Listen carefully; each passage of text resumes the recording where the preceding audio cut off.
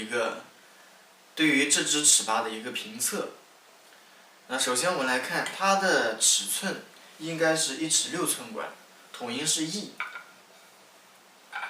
尺寸和1尺6寸管是一样的啊。这是一只竹尺八，这是1成名。好，那我们首先来看它的材质，这是很重要的一个基底，相当于它的先天。那么这只尺八哈，因为它是骨头材质，它也是一个生物材质啊，也可以说是天然材质吧。它的形状构造比竹子要更难制作尺八。我们说竹子呢，因为它内壁有这个竹节，是做尺八内径天然的这个最大的天敌。但是这个的话，因为它骨头它形状更难制作，因为每个形状都不一样，这是一个不可控的一个变量。那它呢，我们可以看到它是一只弯的，它的内径也是不直的，内径也是弯的，这个特征导致了它产生一系列它的特性的东西，我们待会儿会详细讲。那我们可以看它内径实际上不好制作，所以它的内径现在还是弯的状态，指孔也有一点点弯，啊，这个可能会带来某一些影响。那我们看内径呢，它打磨的还是比较光滑的，对这一点做的比较好。那我们来看它，但是它这个位置啊，你可以对着它里面看，它这个位置呢有一点点粗糙，这个可能是它制作的时候留下的，可能遇到了某些无法处理的问题等等的这个地方。然后它的这个东西实际上是相当于竹尺八的中继，它是应该是为了方便内径调律用的。但是呢，它把它做成了不可拆卸的状态，而且内径也做的连了起来，就是这个地方啊，这个制作比较特殊啊。好，这是材料方面。那因为它的材料是骨头嘛，它骨头的比热容比竹子的比热容要小，它导热性呢应该要更差一点，所以呢，冬天和夏天它的音准误差应该要比竹尺八要大的啊。现在吹的话，它是偏低30音分左右。那我正常吹1成的话，冬天是偏低10音分到20音分，最冷的时候是这样。那现在还不到这个时候，我们可以看一下，就是它的这个材料给它带来的特性。音色上来说呢，因为它这个骨头的密度啊，它跟竹子的分布是不一样，竹子是里面密度小，外面密度大。它骨头的密度呢，分布应该是稍微均匀一些的，所以它的声音音色出来呀，比竹尺八要硬一点，它没竹尺八那么润。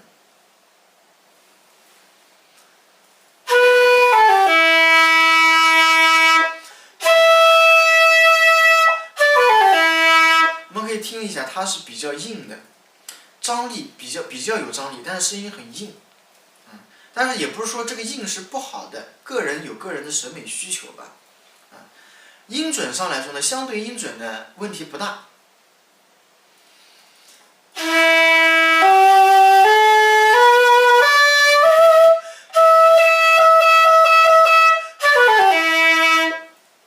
是这样啊。然后呢，就是它的重量，重量是比一只竹尺八要重。这可能导致你演奏时间长的时候，可能会对一些新手来说哈，可能会带来一些挑战。那我们来看一下竹尺八啊，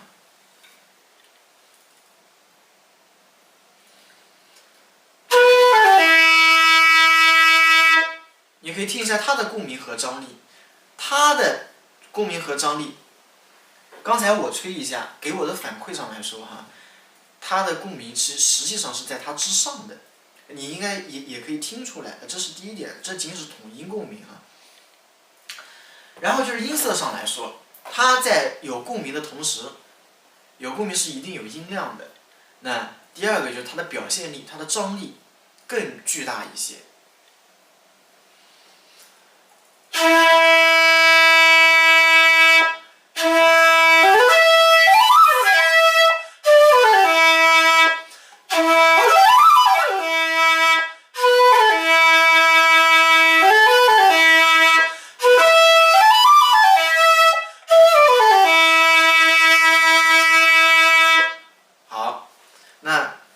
竹尺八拿在手里呢，就要感觉比它轻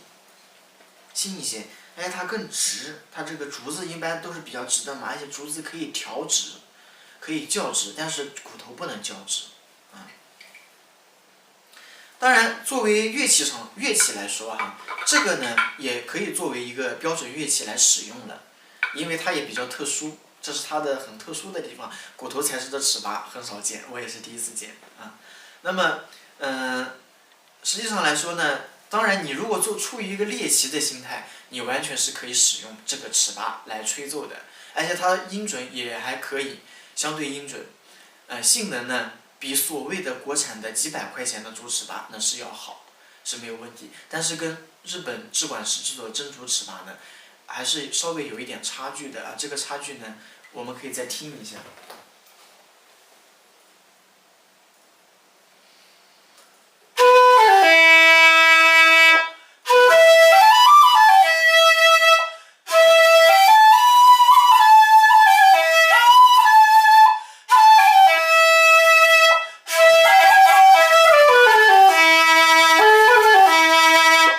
操控更加灵敏，而且它音色里面有竹尺八的那种感觉和味道，这个是我们尺八人追求的一个东西。这个东西呢是不能以金钱来衡量的，啊。好，那么我们再来看一下，刚才说过的音色，啊，音色音准。那么我们忽略了一点，就是它这个上面是个黑色的结构。这个黑色结构实际上跟它这个管身不是同一个材质，它应该是树脂亚克力的这个地方，因为它为了做呀，为了让它更适于吹，和出于性能和调整内径考虑，它可能要延长它的长度也好，出于制作和音准的方面考量，把它做的用这个树脂镶嵌。尺八上呢也有镶嵌，它这个镶嵌嵌的手艺还是不错的。竹尺八上也有镶嵌啊，像一成名尺八，一般情况下来说是镶嵌黑色割口，高级管镶嵌白色割口、白色象牙，其他竹尺八有镶嵌鹿角、牛角等材质的。那么，总结以上几点，就是说呢。它呢作为一个乐器，现代乐器呢完全可以使用，没有问题，完全可以用来练习啊。但是呢，出于它这个材质，毕竟它是特殊材质，然后呢它的这个重量以及它的吹感上来说，如果你想追求真正的尺八的音韵和味道以及一些处理的话呢，我建议呢可能还是需要选择竹尺八来进行演奏。是这样。